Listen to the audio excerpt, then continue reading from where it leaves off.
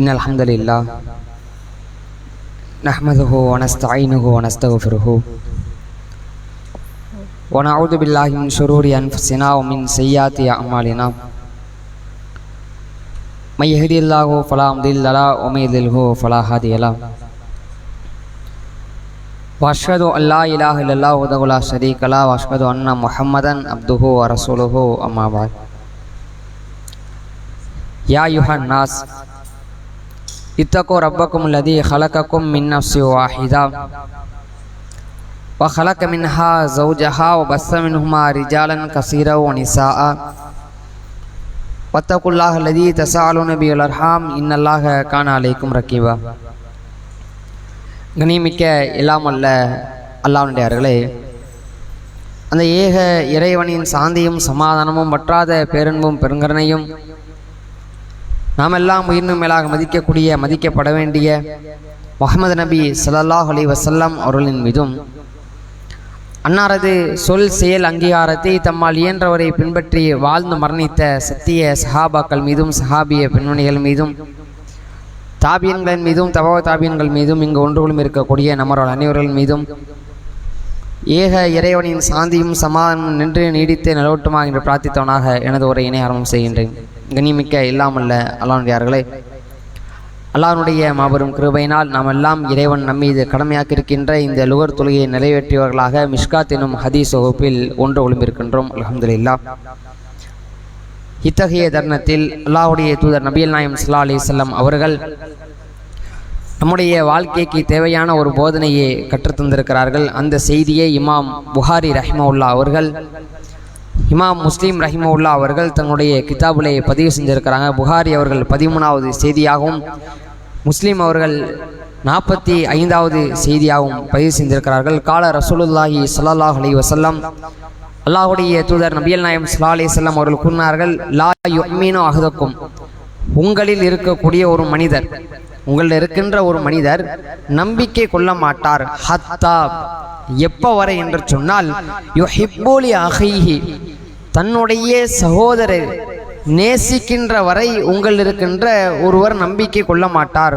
மா யுஹிப்பு லி நஃப்ஸிஹி, தனக்கு விருப்பமான ஒன்று, நமக்கு எது விருப்பமாக இருக்கின்றதோ அந்த ஒன்று தன்னுடைய சகோதரருக்கும் இருக்க வேண்டும் என்று விரும்புகின்ற வரை, அந்த இடத்தில் தன்னுடைய சகோதரரை நேசிக்கின்ற வரை உங்களில் ஒருடைய நம்பிக்கை முழுமை பெறாது, நம்பிக்கை கொள்ள மாட்டார் என்ற அல்லாஹ்வுடைய தூதர் நபிகள் நாயகம் ஸல்லல்லாஹு அலைஹி வஸல்லம் அவர்கள் சொல்லக்கூடிய ஒரு செய்தியை இமாம் புகாரி ரஹிமவுல்லா அவர்களும் முஸ்லீம் ரஹிமவுல்லா அவர்களும் தன்னுடைய கிதாபுகளில் பதிவு செஞ்சிருக்கிறாங்க. அல்லாஹ்வுடைய தூதர் சொல்லக்கூடிய விஷயம் என்ன தெரியுதா? அதாவது நாம் நம்முடைய வாழ்க்கையில நமக்கு எதெல்லாம் அவசியமா இருக்குதோ, நமக்கு எதெல்லாம் தேவையா இருக்கின்றதோ, நாம என்னென்ன சிந்தனைகள்ல பயணிக்கின்றோமோ அந்த சிந்தனைகள், அந்த இலக்குகள், அந்த வெற்றிகள் நம்முடைய சகோதரருக்கும் இருக்கணும். நம்முடைய சகோதரன் நல்ல முறையில வாழணும். நாம என்ன இலக்கில் போயிட்டு இருக்கிறோம்? நல்லா சம்பாதிக்கணும், நல்ல வேலை செய்யணும், நல்ல முறையில இந்த உலக வாழ்க்கையை கழிக்கணும். இதைத்தான், இந்த எண்ணம் தான் நம்முடைய சகோதரர்களுக்கும் இருக்கணும். நாம பழகக்கூடிய நம்முடைய நண்பர்கள், உறவினர்கள், அவர்களிடத்துல இருக்கணும். சகோதரன்னா கூட பிறந்த சகோதரர்கள் கிடையாது, அண்ணன் தம்பி கிடையாது, அதை மட்டும் பேசல. அல்லாஹ் ரப்புல் ஆலமீன் அதை தன்னுடைய திருமறை குர்ஆன்ல தெளிவுபடுத்தும் பொழுது 49வது அத்தியாயம் 10வது வசனத்தில் பேசுகின்றான், இன்னமல் முஃமினூன், முஃமின்கள் அனைவரும் இருக்கிறாங்கல்ல, யாரெல்லாம் முஃமின்களாக இருக்கின்றார்களோ அத்துணை நபர்களும் இஹ்வத்துன், சகோதரர்கள். இறைவன் சொல்லக்கூடிய வார்த்தை, எல்லா இறை நம்பிக்கையாளர்களும், கூட பிறந்த அண்ணன் தம்பி மட்டும் கிடையாது, இறை நம்பிக்கையில் சங்கமிக்கப்பட்ட அத்துணை பேரும் இஹ்வத்துன், சகோதரர்கள் என்று சொல்லிவிட்டு ஃபஸ்லிஹு பைன அஹ்வைக்கும், அவர்களுக்கு மத்தியில நீங்கள் நல்லிணக்கத்தோடு நடந்து கொள்ளுங்க, நல்ல முறையில் அவங்கள்ட்ட பேசி பழகுங்க, அவரிடத்தில் உறவு பாராட்டுங்கள் அப்படின்னு இறைவன் தன்னுடைய திருமறையில 49வது அத்தியாயம் 10வது வசனத்தில் அழகிய முறையில சொல்லி காட்டுகின்றான். இன்றைக்கு இறைவனும் இறை தூதரும் சொல்லக்கூடிய இந்த சகோதரத்துவம் எப்படி சமுதாயத்தில் மதிக்கப்படுகின்றது? எப்படி பார்க்கிறோம்? நாம இந்த சகோதரத்துவத்தை எப்படி பார்த்துக்கிட்டு இருக்கிறோம்? நல்ல முறையில சகோதரர்கள்ட்ட நடக்கிறோமா? இன்னும் பிற மக்கள்கிட்ட நல்ல முறையில பணிவா நடக்கிறோமா, நல்லிணக்கத்தை வந்து ஏற்படுத்திக்கிறோமா அப்படின்னு பார்த்தா மிக மிக குறைவு, மிக மிக குறைவாக இருக்குது. இது பள்ளி படிக்கக்கூடிய அந்த பருவத்திலிருந்து பெரியவர்கள் வரை அனைவருமே இந்த சகோதரத்துவத்தை வந்து மதிக்கக்கூடிய அந்த விஷயத்துல அலட்சியமா இருக்கிறோம். பள்ளி படிக்கிற வயசுல என்ன செய்யறாங்க, ஒன்னாதான் இருப்பாங்க, ஒரே வகுப்புல தான் பயணிப்பாங்க. பயணிக்கக்கூடிய நேரத்துல தான் மட்டும் நல்லா படிக்கணும், தான் மட்டும் நல்ல மதிப்பெண் எடுக்கணும். ஒரே மாதிரி வீட்டுக்கு வருவாங்க, போவாங்க, சாப்பிடுவாங்க, டீ குடிக்க போவாங்க, படிக்கிறதுக்கு வருவாங்க, டியூஷன் போவாங்க. எல்லா இடத்துலயும் ஒன்னா இருக்கக்கூடியவங்க அந்த மதிப்பெண் எடுக்கக்கூடிய அந்த விஷயம் வரும் தெரியுமா, நான் நல்ல மார்க் எடுக்கணும், அவனை விட நான் நல்ல போயிடணும். ஏன்னா எங்க வீட்டுல வந்து அவனை வச்சு ஏதாவது சொல்லிக்கிட்டே இருப்பாங்க. என்ன நினைக்கணும், அவனும் நல்லா படிக்கணும், அவனும் நல்ல முறையில் இருக்கணும் வாழ்க்கையில, இதை நினைக்க மாட்டாங்க. அவனை விட நான் நல்லா போகணும், அவனை விட உயரணும், நல்ல சமுதாயத்தை வந்து மதிப்பு மிக்க ஒருத்தனா வரணும். இப்படிங்கிற எண்ணங்கிறது வந்து படிக்கக்கூடிய அந்த பருவத்துல மாணவர்கள்ட்ட அதிகமா இருக்கும். இதே மாணவிகள்கிட்ட இது வந்து சொல்லவே தேவையில்லை. ஏன்னா நம்ம அந்த பருவத்தை கடந்துதானே வந்திருக்கிறோம். அவங்கள பொறுத்தவரையில ஏதாவது ஒரு கொஸ்டின் சொல்லி கொடுங்களேன், படிக்கிறதுக்கு ஏதாவது சொல்லி கொடுங்களா அப்படின்னு சொல்லவே மாட்டாங்களே, வாயை துறக்கவே மாட்டாங்க. ஏன், அந்த பொண்ணோட மாற கூடிடுவாங்கல்ல. அப்படிங்கிறதுக்காக இந்த மாணவிகளை பொறுத்த வரையில இந்த விஷயத்துல வந்து ரொம்ப கடுமையா இருப்பாங்க. ஒரு விஷயத்தை வந்து பகிரணும், நட்பு பாராட்டணும், சகோதரத்துவத்தை மதிக்கணும் அப்படிங்கிற அந்த விஷயத்துல பெண்கள், குறிப்பிட்டு இந்த பெண்கள் விஷயத்துல வந்து மிக மிக கம்மியாக இருக்கும், குறைவாக தான் பார்க்க முடியும். ஆண்கள்கிட்ட இருக்கும், ஆனால் கொஞ்சம் கொஞ்சம் அதையும் மாத்திக்கிடணும்ல நம்ம. அப்ப இந்த பள்ளி படிக்கக்கூடிய அந்த பருவத்தில் இருந்தே இதை போன்ற அந்த சகோதரத்துவத்தை மதிக்கிறதுங்கிறது குறைஞ்சுக்கிட்டே வருது. அப்படியே அவருடைய வாழ்க்கை உயர்ந்து வரும் பொழுது பெரியவங்களா ஆயிடுறாங்க. ஆன அப்புறம் என்ன செய்யறது, வேலை அவங்களுக்கு வேலை இருக்கும்ல, அந்த வேலை பார்க்கக்கூடிய அந்த தருணத்துல அங்கேயும் இதே நல்லதான். நாம் ஒரு கடையை போட்டு நடத்திக்கிட்டு இருப்போம், நல்ல முறையில தான் போயிட்டு இருக்கோம், அல்லாவுடைய கிருபையில நல்லதான் வியாபாரம் போய்கிட்டு இருக்கும். அப்பந்தான் வெளியூர்ல இருந்து வேலையெல்லாம் முடிச்சுட்டு நம்ம கூட படிச்ச ஒரு பையன் என்ன செய்வான், பெரிய ஆளா இருக்கும் பொழுது சரி வெளியூர்ல வேலை செஞ்சே போதும், உள்ளூர்ல வேலையை பார்த்துரும் அப்படின்னு உள்ளூர்ல வந்து நமக்கு ஆப்போசிட்ல ஒரு கடையை போடுவோம், நமக்கு எதிரில் வந்து ஒரு கடையை போடுவான். போட்டா இவனுக்கு தாங்கவே முடியாது. நம்ம கூட படிச்ச பையன் தான், நம்மோடு இருந்தவன் தான், சரி அவன் கடையை போடட்டுமே, இவனா வெளியூர்ல இருந்தான், உள்ளூர்ல வந்து இருக்கட்டுமே, போட்டுமே, இப்படி நல்ல விஷயமா நினைக்க மாட்டோம். வந்துட்டான் நமக்குனே வந்து போட்டிருக்கான கடையை. இப்படி நம்மகிட்ட வரக்கூடிய அந்த கஸ்டமர்கிட்ட என்ன தெரியுமா செய்வோம், இருக்கிறான்ல ஸ்கூல் படிக்கிற காலத்துலேருந்து இப்படித்தான் ஒரு மாதிரியா தான் சுத்திக்கிட்டு இருப்பான், சிடு சிடுன்னு இருப்பான். அவனுடைய கடையில் இருக்கக்கூடிய அந்த வியாபாரத்தை நல்ல போன நினைக்க, நல்ல அவன் வந்து முன்னேற அப்படின்னு நினைக்க மாட்டாங்க. என்ன செய்வாங்கன்னா, நம்ம கூட இருக்கிறவன் தானே, நம்ம கூட படித்தவன் தானே, நம்மோடு இருந்தவன் தானே, அவனுக்கு ஏதாவது ஒரு வியாபாரம் போட்டுமே, நல்ல முறையில் இருக்கட்டுமே, வாழ்க்கையில முன்னேறட்டுமே, இப்படிங்கிற மாதிரி தானும் அதைத்தான் நினைக்கிறான். தானும் அதைத்தான் நினைக்கிறான், நம்ம நல்ல போகணும், நம்ம கடையில வந்து நல்ல வியாபாரம் செய்யணும். அப்ப தான் நினைக்கக்கூடிய, தான் நேசிக்கக்கூடிய ஒரு விஷயத்தை தன்னுடைய சகோதரனுக்கு நேசிக்கிறது என்ன வந்துடுது, அவன் கடைக்கு ஆளை போகவே விடக்கூடாது, அவன் வந்து ஒரு மாதிரியா இருப்பான் அப்படின்னு நம்மள்கிட்ட வரக்கூடிய அந்த மக்கள்கிட்ட சொல்லக்கூடிய மக்கள் ஏராளமா இருக்கிறாங்க. அதிகமான மக்கள் இன்றைக்கு சமுதாயத்தில் இப்படி இருக்கிறாங்க. தான் மட்டும் நல்லா இருந்தா போதும், நான் மட்டும் உயர்ந்தா போதும், நிம்மதியா இருந்தா போதும், என் கடைக்கு மட்டும் ஆளுக்கு வந்தா போதும், சம்பாதிச்சா போதும், இப்படிங்கிற ஒரு எண்ணத்தை வந்து நாம தவிர்க்கணும். ஏன்னா அல்லாஹ்வுடைய தூதர் அதைத்தான் சொல்றாங்க, அனைத்து முஃமின்களும், அனைத்து நபர்களும் சகோதரர்கள். அந்த சகோதரத்துவத்தை நீங்கள் சரியான முறையில் பேணாத வரை, நீங்கள் நேசிக்கின்ற ஒன்றை உங்களுடைய சகோதரருக்கு இருக்கணும் அப்படிங்கிற நேசிக்காத வரை நீங்கள் நம்பிக்கை கொள்ள மாட்டீர்கள், உங்களுடைய நம்பிக்கை பூர்த்தி ஆகாது அப்படின்னு அல்லாஹ்வுடைய தூதர் சொல்லி காட்டுறாங்க. நம்பிக்கை விஷயங்களை வந்து சாதாரணமா கடந்து போயிட முடியாது. இதுவும் நாளை மறுமையில இறைவன் புறத்துல ஒரு கேள்வியாக வந்து நின்றுடும் அப்படின்னு நாம் எல்லாம் உள்ளத்துல ஆழப்பதிய வைக்கணும். இந்த வசனங்கள் இருக்குது இல்ல, இந்த வசனங்களை பொறுத்த வரையில நாம தாங்க இப்படி இருக்கிறோம், நாமதே இவ்வளவு அலட்சியமா இருக்கிறோம். இந்த வசனங்கள், இந்த நபிமொழிகள் எல்லாம் பேணுறது கிடையாது. ஆனா நமக்கு முன்னாடி வாழ்ந்து மரணிச்சாங்கல்ல சஹாபாக்கள், அல்லாஹ்வுடைய தூதர் ஒரு விஷயத்தை சொன்னாங்கன்னா, இறைவன் முறத்திலிருந்து ஒரு வகை செய்தி வந்ததுன்னா அதை அப்படியே ஜெராக்ஸ் அடிச்ச மாதிரி பின்பற்றுவாங்க, அப்படியே மாற்றம் இல்லாம பின்பற்றுவாங்க. நம்மெல்லாம் பல முறை கேட்ட நிகழ்வு தான். முஹாஜிர்கள் மக்காவில இருந்து ஹிஜ்ர செஞ்சு போனாங்கல்ல மதீனாவுக்கு, போகும்போது என்ன எல்லாத்தையும் எடுத்துட்டா போனாங்க, வீட்டை தூக்கிட்டா போனாங்க, எதையுமே எடுத்துட்டு போகலையே. ஒன்னும் எடுத்துட்டு போகாம வெத்து கையோட தான் நிக்கிறாங்க. அன்சாரிகள் முன்னாடி நிற்கும் பொழுது எதுவுமே இல்லை, செல்வம் இல்லை, எந்த ஒரு வசதி வாய்ப்பும் இல்லை. எத்தகைய ஒரு சூழல், புது மக்கள் முன்ன பின்ன பார்த்திருக்க மாட்டாங்க, புது மக்களாக ஒரு புது அனுபவம், அடுத்த ஊருக்கு வந்திருக்கிறாங்க. எந்த ஒரு அடைக்கலமே இல்லாத அந்த நேரத்துல அல்லாஹ்வுடைய தூதர் என்ன செய்யறாங்க, ஒவ்வொரு அன்சாரி தோழர்களுக்கும் சில முஹாஜிர்களை பிரிச்சு கொடுக்கறாங்க. பிரிச்சு கொடுத்த மாத்திரத்துல என்ன அங்க நிகழ்வு நடக்குது, எல்லா நிலையிலையும் தன்னுடைய சகோதரர்கள் தான் அனுபவித்த அந்த நிம்மதியை வந்திருக்கிறாங்கல்ல, அவர்களுக்கும் இருக்கணும்னு ஆசைப்பட்டாங்க. அவர்களுக்கும் அந்த நிகழ்வு, அந்த மகிழ்ச்சி, அந்த இன்பங்கள் அவங்களும் அடையணும் அப்படின்னு ஆசைப்படுறாங்க. எந்த அளவுக்குனா அப்துர்ரஹ்மான் பின் அவுஃப் ரலியல்லாஹு அவர்கள், அவருடைய வாழ்க்கை நமக்கெல்லாம் தெரியும். அல்லாஹ்வுடைய தூதர் என்ன செய்யறாங்கன்னா, இந்த அப்துர்ரஹ்மான் பின் அவுஃப் ரலியல்லாஹு அவங்கள ஒரு அன்சாரி அவர்களுக்கு கொடுக்கறாங்க. என்ன சொல்றாங்கன்னா, சகோதரத்துவத்தை இணைச்சு வைக்கிறாங்க. அது யாரா அப்படின்னா சஅத் பின் ரபிஆ என்று சொல்லக்கூடிய ஒரு நபி தோழர் அன்சாரி. அதாவது அப்துர்ரஹ்மான் பின் அவுஃப் என்று சொல்லக்கூடிய இந்த நபி தோழரை அல்லாஹ்வுடைய தூதர் சஅத் பின் ரபிஆ என்று சொல்லக்கூடிய அந்த அன்சாரியோடு சகோதரத்துவத்தை ஏற்படுத்தி வைக்கிறாங்க. நீங்க இவங்களை பார்த்துக்கோங்க அப்படிங்கிற மாதிரி சொல்றாங்க. அப்படி சொல்லும் பொழுது இந்த நிகழ்வை அறிவிக்கக்கூடிய அப்துர்ரஹ்மான் பின் அவுஃப் அவங்க என்ன சொல்றாங்கன்னா, நாங்க அன்னைக்கு மதீனாவுக்கு போய் எதுவுமே இல்லாம நிற்கக்கூடிய நேரத்துல அல்லாஹ்வுடைய தூதர் என்னை சஅத் பின் ரபிஆ அவர்களோடு இணைத்துடுறாங்க. அப்படி இணைத்து விடும் பொழுது அந்த சஅத் பின் ரபிஆ அவங்க இருக்கிறாங்கல்ல, அப்ப மதீனாவுல ஒரு பணக்காரங்களா இருக்கிறாங்க, மிகப்பெரிய ஒரு செல்வந்தரா இருக்கிறாங்க. அப்படி செல்வந்தரா இருக்கும் பொழுது அவங்க சொல்லக்கூடிய வார்த்தை இப்ப முக்கியமே. சஅத் பின் ரபிஆ அவங்க என்ன சொல்றாங்கன்னா, அப்துர்ரஹ்மான் பின் அவுஃப் அவர்கள்ட்ட என்னுடைய சொத்து இருக்குது இல்ல, அந்த சொத்துல நீங்க பாதி அளவு வச்சுக்கோங்க, பாதி அளவு என்னுடைய சொத்துல நீங்க வச்சுக்கோங்க. என்ன சொல்றாங்க, பொருளாதாரங்கிறது வாழ்க்கைக்கு எவ்வளவு முக்கியமானது. அத்தகைய பொருளாதாரத்தை சம்பாதித்து வச்சிருக்கிறாங்க. மதீனாவிலேயே ஒரு பணக்காரர்களாக அன்றைய காலகட்டத்தில் இருக்கிறாங்க.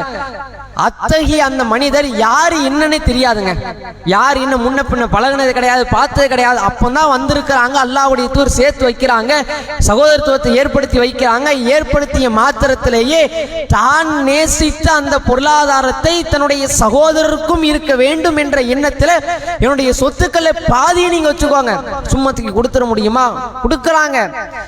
சகோதரத்துவத்தை வெளிப்படுத்துறாங்க. அல்லாஹ்வுடைய தூதர் அப்படி வார்த்தெடுத்திருக்கிறாங்க. அது மட்டும் இல்லைங்க, சொத்தை மட்டும் கொடுக்கல, தான் விருப்பப்பட்டு திருமணம் செய்த 2 மனைவிகள் அவங்கள்ட்ட இருக்கிறாங்க. 2 திருமணம் பண்ணி இருக்கிறாங்க. 2 மனைவிகள்கிட்ட அந்த அப்துர்ரஹ்மான் பின் அவுஃப் அவர்களை பார்த்து சொல்றாங்க, உங்களுக்கு எந்த மனைவி பிடிக்கும், அவை என்னுடைய 2 மனைவி இருக்கிறாங்க, உங்களுக்கு யாரை பிடிக்கும்னு சொல்லுங்க, நான் தலாக் விடுறேன் இப்பவே. தலாக் விட்டதுக்கு பிறகு நீங்க அந்த பெண்மணி இத்தா காலம் முடிந்ததற்கு பிறகு நீங்க திருமணம் செஞ்சுக்கோங்க. யாருங்க சொல்லுவா இப்படி? விருப்பப்பட்டு திருமணம் செய்த அந்த மனைவியை உங்களுக்கு யாரை விருப்பமாக இருக்கின்றதோ நீங்க சொல்லுங்க, நான் தலாக் விடுகிறேன். தலாக் விட்டதுக்கு பிறகு இத்தா காலம் முடிந்ததற்கு பிறகு அவர்களை நீங்கள் திருமணம் செய்து கொள்ளுங்கள் என்று உடைய சகோதரத்துவத்தை எப்படி வெளிப்படுத்துறாங்க. தான் நேசிக்கின்ற அந்த பொருளை, அந்த விஷயத்தை தன்னுடைய சகோதரனும் அனுபவிக்கணும், அவருக்கும் இருக்கணும், அவரும் நிம்மதியா வாழணும், சொகுசா இருக்கணும், மகிழ்ச்சியை அனுபவிக்கணும், இன்பத்தை அனுபவிக்கணும் அப்படிங்கிறதுக்காக நேசித்து வாழக்கூடியவர்களாக, அந்த ஹதீஸை உள்ளத்தில் ஆழ புரிந்தவர்களாக சஹாபாக்கள் வாழ்க்கையில் செயல்படுத்தினார்கள். இந்த செய்தி புகாரியில 2048வது செய்தியாகவும் 3781வது செய்தியாகவும் இமாம் புகாரி ரஹிமஹுல்லாஹ் அவர்கள் தன்னுடைய கிதாப்ல பதிவு செஞ்சிருக்கிறாங்க. இது மட்டுமல்ல, இன்னும் அந்த அன்சாரி தோழர்கள் என்ன செய்யறாங்கன்னா, முஹாஜிர்களை பார்த்து அவங்கள்ட்ட இருக்கக்கூடிய தோட்டங்கள் இருக்குல்ல, பொதுவாகவே அன்சாரிகள் மதீனாவாசிகள் அப்படின்னாலேயே இது விளைச்சல்கள் அதிகமா இருக்கக்கூடிய பகுதி, விவசாயம் அதிகமா செய்யக்கூடிய அந்த இடம். அந்த இடத்தை அவங்கள்ட்ட தோட்டம் இந்த மாதிரியான நிலங்கள்லாம் இருக்கும்ல, அதை என்ன செய்யறாங்கன்னா, அல்லாஹ்வுடைய தூதர்ட்ட நாங்க இவர்களுக்கு கொடுக்கிறோம், என்னுடைய விளை நிலங்களை எங்களிடத்தில் அடைக்கலமாக வந்திருக்கக்கூடிய எங்களுடைய தோழர்கள், சகோதரர்கள், முஹாஜிர்கள் இருக்கிறார்கள்ல, அவர்களுக்கு நாங்கள் அதை கொடுக்கிறோம் அப்படின்னு அல்லாஹ்வுடைய தூதர்கிட்ட சொல்லும் பொழுது, நீங்க பங்கிட்டு கொடுங்க அல்லாஹ்வுடைய தூதரை அப்படின்னு அவருடைய தோட்டத்தை கொடுக்குறாங்க. இப்போ அல்லாஹ்வுடைய தூதர் என்ன சொல்றாங்கன்னா, இல்ல வேண்டாம், அல்லாஹ்வுடைய தூதர் மறுக்கிறாங்க, நீங்க அப்படியே கொடுத்துட வேண்டாம், உங்களுடைய அந்த தோட்டத்துல அந்த விளை நிலங்கள்ல இவர்களை வேலைக்கு இணைத்துக்கோங்க, இணைத்துக்கிட்டு அதிலிருந்து வரக்கூடிய அந்த லாபத்திலிருந்து ஒரு வியாபாரம் மாதிரி, ஒரு லாபத்தில் இருந்து வேலை பார்க்குற மாதிரி அவர்களுக்கு அதை கொடுத்துருங்க, அதுல இருந்து லாபத்திலிருந்து ஒரு பகுதியை கொடுத்துருங்க அப்படின்னு அல்லாஹ்வுடைய தூதர் ஒரு வழிகாட்டலை அவர்களுக்கு வழிகாண்பிக்கிறாங்க. இந்த செய்தி புகாரியில 2325வது செய்தியாக பதிவு செய்யப்பட்டிருக்கிறது. இப்ப எந்த அளவு இருந்திருக்கிறாங்க சஹாபாக்கள், தன்னுடைய வாழ்க்கையை எப்படி அமைச்சிருக்கிறாங்க, தனக்கு விருப்பமான அந்த பொருளை இன்னொரு மனிதருக்கு கொடுக்கணும்னு நினைச்சாங்கல்ல. இன்னைக்கு மற்ற ஆட்கள்லாம் பார்க்க வேண்டாங்க, நம்ம கூட படித்தவன், நம்ம கூட சுத்தினவன், இதெல்லாம் பார்க்க வேண்டாம். நம்மோடு பிறந்த நம்முடைய அண்ணன் தம்பிங்க, அவங்கள்ட்ட நம்ம எப்படி சகோதரத்துவத்தை பேணுறோம், கூட பிறந்த அண்ணன் தம்பிங்க அவங்கள்ட்ட சரியான முறையில் பேணுறோமா? அவன் ஒரு அண்ணன் இருக்கிறானா, ஒரு தம்பி, ஒரு வீட்டில் 2 பேர் இருக்கிறாங்க, அண்ணன் ஒருத்தர் தம்பி ஒருத்தர் இருக்கிறான். தம்பி வந்து வாழ்க்கையில் முன்னேறி போயிட்டான், வெளிநாட்டு போய் நல்லா சம்பாதிக்கிறான், 2 பேரும் வெளிநாட்டில் தான் இருக்கிறாங்க. நல்லா சம்பாதிச்சு இவன் மாசத்துக்கு வந்து ஒரு 80,000 ரூபா சம்பாதிக்கிறான்னு வைங்களேன். தம்பிக்காரன் வந்து 80,000 ரூபா சம்பாதிக்கிறான், அண்ணன் வந்து 60,000 ரூபா சம்பாதிக்கிறான்.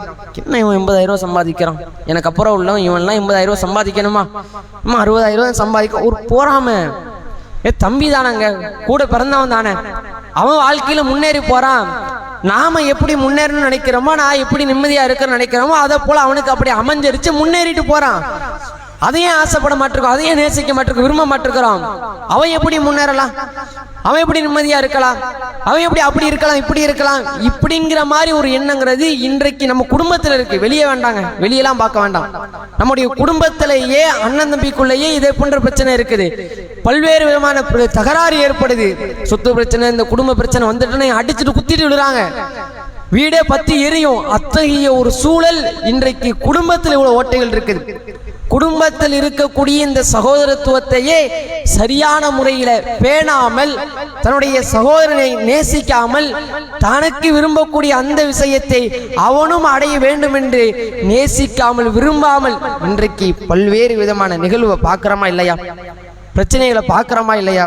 இப்ப இதைத்தான் அல்லாஹ்வுடைய தூதர் என்ன சொல்றாங்கன்னா, நீங்க இப்படி இருக்கிறதுனால, நீங்க உங்களுக்கு விருப்பமான விஷயத்தை உங்களுடைய சகோதரருக்கு விரும்பாத வரை நம்பிக்கை கொள்ள மாட்டீர்கள், உங்களுடைய நம்பிக்கை பூர்த்தியாகாது அப்படிங்கிறத தெல்ல தெளிவாக அல்லாஹ்வுடைய தூதர் சொல்லிவிட்டார்கள். அப்ப இந்த அடிப்படையில் நம்முடைய வாழ்க்கை அமைக்கணும். ரசூலுல்லாஹ் இப்படி சொன்னாங்க, சஹாபாக்கள் இப்படி வாழ்ந்து காண்பித்தாங்க, அப்படியே பிசிறு தட்டாம வாழ்ந்தாங்கல்ல. நாம இன்னைக்கு எப்படி இருக்கிறோம், ஒவ்வொரு வாழ்க்கையும் கேட்கிறோம், ஒவ்வொரு வசனத்தையும் படிக்கிறோம்.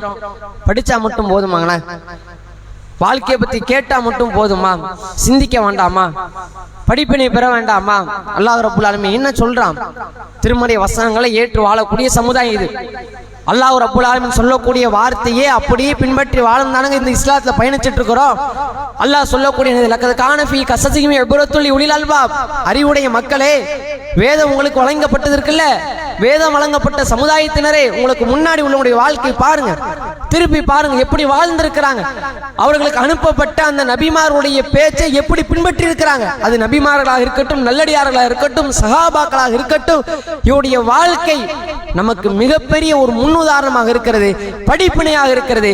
நாம இந்த வசனத்தை கேட்டு நம்முடைய வாழ்க்கையில என்ன படிப்பினையை ஏந்தி கொண்டோம், ஏற்படுத்தி கொண்டோம், என்ன மாற்றத்தை நாம் சந்தித்தோம்? ஒன்னும் இல்லையே, சும்மா கேட்கறது. அவங்க அப்படி தியாகம் செஞ்சாங்க, இப்படி தியாகம் செஞ்சாங்க, அப்படி பண்ணிருக்காங்க, இப்படி பண்ணிருக்காங்க, இன்னைக்கு இந்த பயான் பண்ணாங்க, பாய் தியாகத்தை பண்ணாங்க, அற்புதமா இருந்துச்சு, அப்படி இருக்கணும். நாம வாயில சொன்னா போதாது, வாயில வந்து நம்ம இப்படி இருக்கணும் அப்படின்னு சொன்னா போதாது, செயல்ல காட்டணும், வாழ்க்கையில அதை அமல்படுத்தணும். இதெல்லாம் உள்ளத்துல ஆளை பதிய வச்சு என்ன செய்யணும்னா, வரக்கூடிய காலத்துல இந்த சகோதரத்துவம் அப்படிங்கிற விஷயத்துல அலட்சியமாக இருந்துடாம, நமக்கு விருப்பமான நம்முடைய சகோதரருக்கும் விருப்பமா இருக்கணும், அவரும் நேசிக்கணும் அப்படிங்கிறத நாம ஆளை பதிய வைத்து இந்த சகோதரத்துவத்தை பேணி பாதுகாத்து நாளை மறுமையில சுருக்கத்திற்கு செல்லக்கூடிய நல்லதொரு பாக்கியத்தை உள்ள ரஹ்மான் நம் அனைவருக்கும் ஏற்படுத்தி தருவாங்க என்று பிரார்த்தித்தவனாக எனது உரையை நிறைவு செய்கின்றேன். சரி, இன்னைக்கான கேள்வி என்ன அப்படின்னா, இன்னைக்கு என்ன செய்தியை வந்து நம்ம பார்த்தோம், அதுக்கான ஆதாரம் ஹதீஸ் நம்பரு இது ஒன்று. அதுக்கப்புறம் அல்லாஹ் ரப்புல் ஆலமீன் இந்த சகோதரத்துவத்தை குறித்து திருமறையில் என்ன சொன்னான், அதுக்கான அந்த வசனமும் அதனுடைய நம்பரும். அதுக்கு பிறகு சஹாபாக்கள் அந்த அவங்களுடைய வாழ்க்கை உதாரணம் இருக்குதுல்ல, அது என்ன சஹாபி, அந்த 2 சஹாபி பேர் சொன்னோம்ல, அது என்ன சஹாபி அப்படிங்கிறதையும், அதுக்கப்புறம் 2 நிகழ்வு முதல்ல ஒரு சஹாபாக்களை பற்றி ஒரு நிகழ்வு சொன்னோம், அதுக்கப்புறம் இன்னொரு நிகழ்வு கடைசியாக சொன்னோம். டோட்டலாக சொல்ல போனால் பயானையே நீங்கள் சுருக்கமாக சொல்லிடுங்க.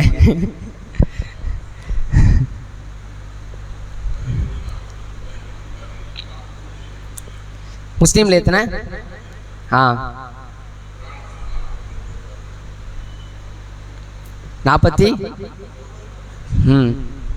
49 10 கரெக்டு தான்.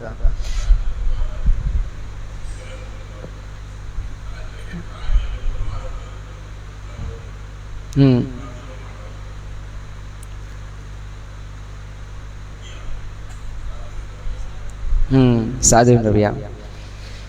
சரி, இந்த செய்தியினுடைய அந்த கருத்து என்ன, அதை மட்டும் ஒரு சொல்லிடுங்க.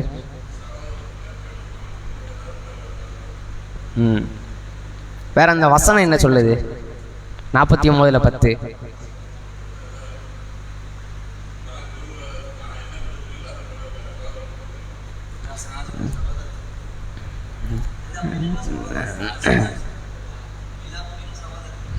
அந்த வசனம் வந்து என்ன பேசுனா, எல்லா நம்பிக்கை கொண்டவனும், அண்ணன் தம்பி மட்டும் இல்லை, எல்லா நம்பிக்கை கொண்டவர்களும் சகோதரர்கள் இஹ்வத் அப்படிங்கிறத பற்றி பேசுது.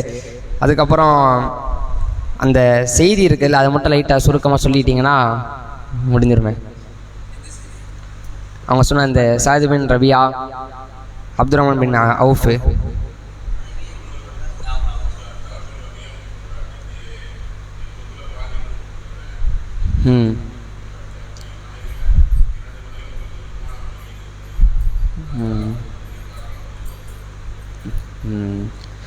சரி, அவங்களுக்கு பரிசு கொடுத்துருங்க. அதுக்கப்புறம் விடுபட்டது வேறு எதாவது இருந்ததுன்னா சொல்லுங்கள். அவங்க விடுபட்டது எதாவது இருந்தால் சொல்லுங்களேன்.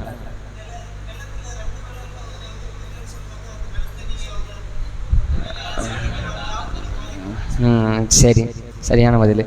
சரி, இது வந்து ஒரு ஆர்வமூட்டலுக்காக கேட்கப்பட்ட கேள்வி. இன்ஷா அல்லாஹ் அவங்களுக்கு பரிசு கொடுத்துருங்க. வேறு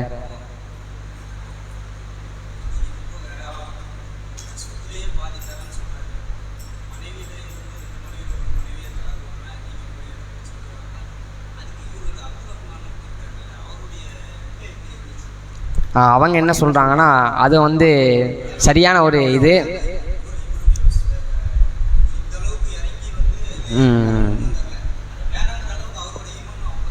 ஆமாம், இதுவும் ஒரு சரியான ஒரு கேள்வி தான். அதை நம்ம தெளிவுபடுத்தியிருக்கணும். என்னன்னா, இப்படி அவங்க கேட்கும் பொழுது, அதாவது தலாக் விடுறேன், நீங்கள் வந்து திருமணம் செஞ்சுக்கோங்க அப்படின்னு கேட்கும்போது, அப்போ அப்துல் ரஹ்மான் பின் அவுஃப் என்ன சொல்கிறாங்க அப்படின்னா, எனக்கு கடை விதிகளை வந்து வழிகாட்டுங்க. அதாவது அங்கே நான் போய் நான் வியாபாரம் பண்ணி நான் சம்பாதிச்சுக்கிறேன் அப்படிங்கிற மாதிரி அவங்களுடைய பதில் அங்கே இருந்துச்சு. அதுதான் இவ்வளோ இறங்கி வந்து கொடுக்கும்பொழுது அவங்க என்ன செய்கிறாங்க, வேணா நம்ம சம்பாதிச்சு நம்ம இருந்துக்கூடும் அப்படிங்கிற மாதிரியான ஒரு பதிலை வந்து அங்கே முன்வைக்கிறாங்க. அற்புதமான ஒரு ஞாபகம் ஊட்டல் தான். அல்லாஹ் அவர்களுக்கு அனைவருக்கும் கல்வி நேரத்தை அதிகப்படுத்துவான். சரிங்களா? சரி.